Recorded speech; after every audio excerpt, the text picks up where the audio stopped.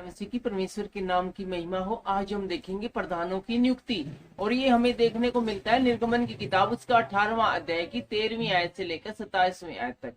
यदि आपके पास बाइबल है तो हमारे साथ निकाल लीजिए निर्गमन की किताब उसका 18वां अध्याय और उसकी 13 आयत से लेकर 27वीं आयत तक प्रधानों की नियुक्ति।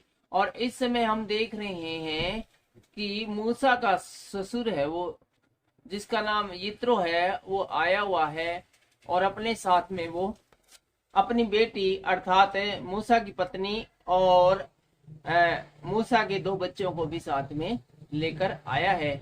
और मूसा ने बड़ा स्वागत अपने ससुर का किया है। और इसके अलावा मूसा ने यित्रो को अपने ससुर को बताया कि किस किस प्रकार से परमेश्वर ने उनके साथ भलाई की है। और मूसा उनको डिटेल में इजरायलियों के मिस्र से निकालने से लेकर लाल समुद्र पार करने और पानी मिलने के बारे में और अमालेकियों की विजय के बारे में, अमालेकियों पर विजय के बारे में सारी बातें डिटेल से बताता है। और सभी जो मंडली के प्रधान और बड़े बुजुर्ग और जो बड़े पदाधिकारी हैं उनके साथ अपने ससुर को भोज देता है।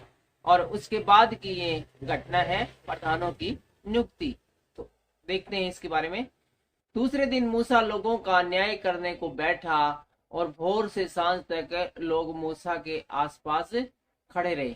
और उसके बाद हम देखते हैं कि मूसा है वो सुबह से लेकर शाम तक है वो लोगों का न्याय है वो करता रहा। लोग तरह तरह के मुकदमे मूसा के पास लाते थे, अपनी समस्याएं बताते थे और मूसा उनका निपटान करता था। और ये जो खुला दरबार था ये इतनी देर चला कि सुबह से लेकर रात हो गई थी। और आगे लिखा दूसरी आयत में, यह देखकर कि मूसा लोगों के लिए क्या क्या करता है, उसके ससुर ने कहा, यह क्या काम है जो तू लोगों के लिए करता है। और सुबह से लेकर रात तक जब मूसा को न्याय करते लोगों को देखा तो उसका ससुर बोले, यू की काम है भाई जो करना रहे, सवेरे बैठा था, ना तेने रोटी खाई ना तेने चाय पानी ढंग से पिया, रात होगी, कौन सा काम है तो यू करना रहा, क्यों ये लोग तेरे पास समस्या बतावा है, तू इन्होंने कुछ बतावा है।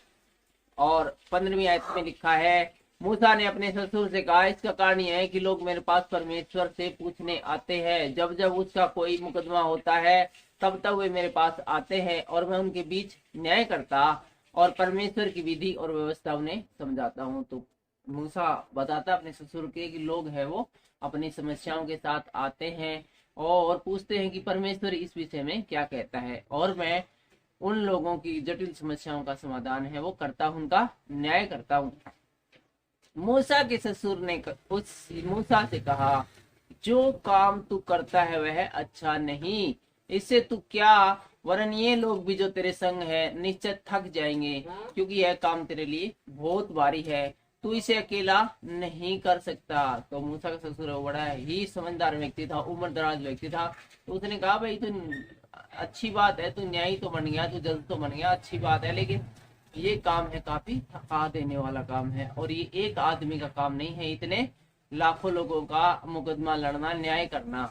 तो इससे तू तो थकता ही है, इसके अलावा लाइन में खड़े रहते हैं लोग, अपनी बारी का इंतजार करते रहते हैं, तो बाकी लोग भी अपनी बारी का इंतजार करते करते थक जाते हैं।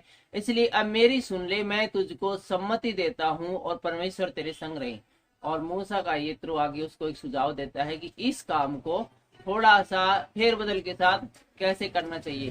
तो यित्रो मूसा को बताता है कि तू इन लोगों के लिए परमेश्वर के सम्मुख जाया कर और इनके मुकदमों को परमेश्वर के पास तू पहुंचा दिया कर, इन्हें विधि और व्यवस्था प्रकट करके जिस मार्ग पर इन्हें चलना और जो जो काम इन्हें करना हुआ है इनको जता दिया कर। फिर तो इन सब लोगों में से ऐसे पुरुषों को छांट ले जो गुणी, परमेश्वर का भय मानने वाले, सच्चे और अन्याय के लाभ से घृणा करने वाले हो, और उनको 1000, 100, 50, 50, 10 मनुष्य पर प्रधान नियुक्त कर दे। तो यहाँ पर यित्रो है मूसा का ससुर, वो सुझाव देता है कि तू खुद है वो ये काम छोड़कर इस काम की जिम्मेवारी है, जो समझदार आदमी है, गुणी आदमी है, जिन पर लोग विश्वास करते हैं, जो न्यायप्रिय है, ऐसे लोगों को सौंप दे। कुछ ऐसे व्यक्ति चुन जो कि 1000 पर हो और कुछ 100 पर हो, 100 लोगों पर हो, कुछ 1000 लोगों पर, कुछ 10 लोगों पर हो, और वे सब समय इन लोगों का न्याय किया करे। और पहले जो मुकदमे हैं वो इनके पास आए, और सब बड़े बड़े मुकदमे को तो तेरे पास ले आया करे, और छोटे छोटे मुकदमों का न्याय आप ही करे। और जिस प्रकार की हमारी नॉर्मल जिंदगी में होता है, लाइफ में होता है कि सबसे पहला मुकदमा है वो जिले में चलता है, जिला कोर्ट में चलता है, उसके बाद हाई कोर्ट में चलता है, उसके बाद सुप्रीम कोर्ट में। सेम ऐसी ही चीज है। वो मूसा के ससुर येत्रो ने ठहराई थी कि पहले जो 10 लोगों के ऊपर व्यक्ति निर्धारित है उसके पास मुकदमा जाए, उससे हल नहीं होता है तो जो 100 के ऊपर और 1000 के ऊपर है उसके पास जाए, और वह भी किसी मुकदमे का हल करने में सक्षम नहीं है, उससे जो मुकदमा लेकर आए वह खुश नहीं है कोई एक पार्टी, तो तब मुकदमा तेरे पास आए। एक प्रकार से येत्रो ने है वो मूसा को सुप्रीम कोर्ट का जज सा बना दिया, और आगे कहा तब तेरा बोझ हल्का होगा क्योंकि इस बोझ को वे भी तेरे साथ उठाएंगे।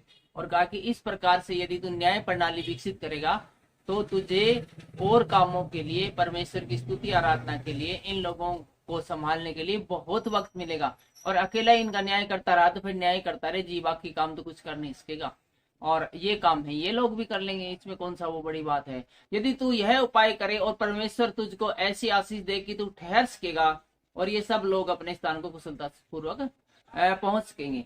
और इत्र कहता है कि ये मेरी बात मानेगा और परमेश्वर तेरे साथ रहा और तू इस काम को लगातार करता रहा तो इन लोगों को वहां आसानी से पहुंचा सकेगा जहां पहुंचाने का वादा परमेश्वर ने किया है। अपने ससुर येत्रो की यह बात मानकर मूसा ने उसके सब वचनों के अनुसार किया, और मूसा ने भी तुरंत इन सुझावों को मान लिया और लागू कर दिया।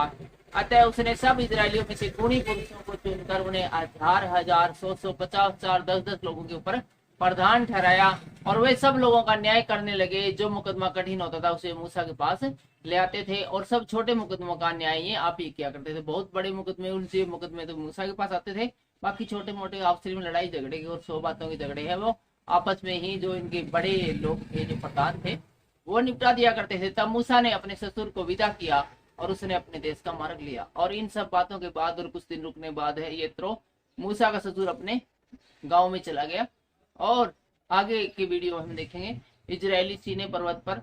लेकिन फिलहाल इतना ही। सबको जय मसीह की, जय हिंद।